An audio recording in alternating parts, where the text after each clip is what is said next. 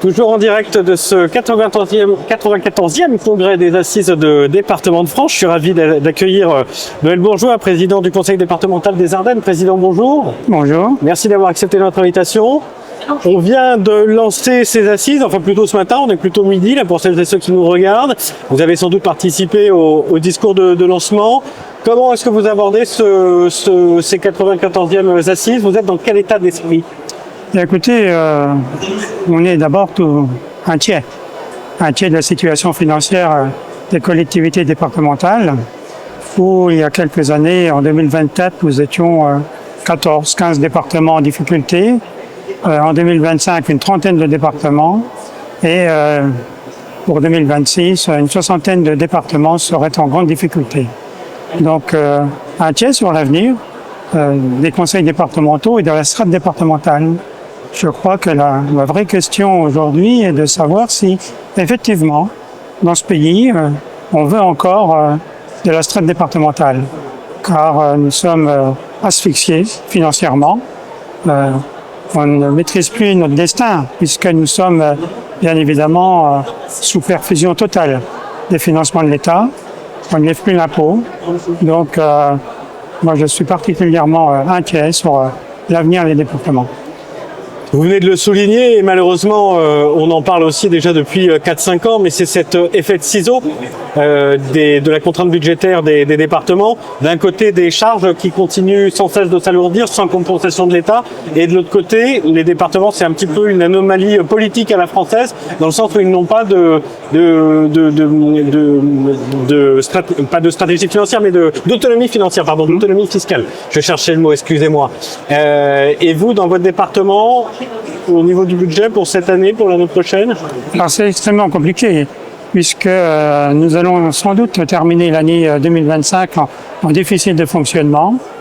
Comme vous l'avez fort justement indiqué, les charges augmentent. L'État prend un certain nombre de mesures qu'il ne finance pas et qui demande au département de financer. Donc je crois que nous sommes aujourd'hui arrivés au bout du bout d'un système sur le financement des collectivités départementales. Si rien ne change, le département des Ardennes, mais comme d'autres, je veux dire, on rendra les armes parce qu'on ne peut plus effectivement équilibrer nos budgets. L'État, comme je le dis, parfois nous fait des poches en permanence et ça ne peut pas continuer. Et pour vous, la solution, c'est quoi? C'est une nouvelle étape d'une loi de décentralisation? C'est redonner davantage confiance aux départements? C'est leur réattribuer des compétences qu'ils ont pu perdre avec les régions XXL, avec les communes? C'est surtout leur apporter des financements. Oui.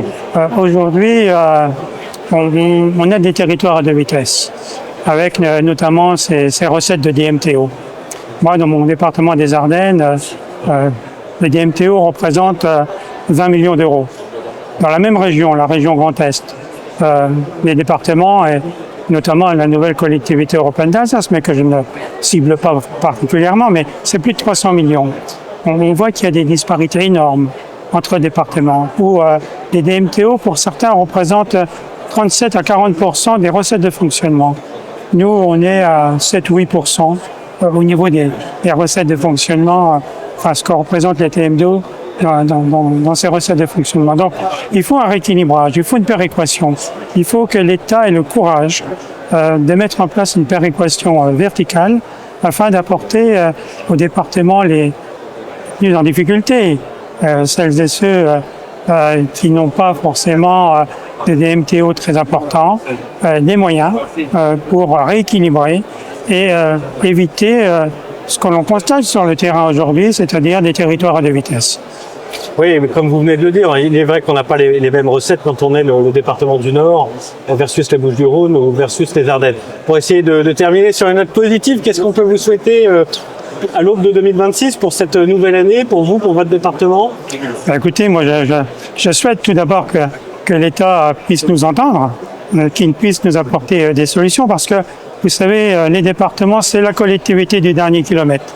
Nous sommes tous les jours à côté de nos concitoyens. Et le pire, ça serait que, faute de moyens, nous abandonnions nos concitoyens, nous abandonnions nos territoires, et ça serait vraiment une catastrophe pour notre pays. Bon, le message est passé. Merci Président d'avoir accepté de répondre à nos questions et je vous souhaite de bonnes assises. Merci à vous.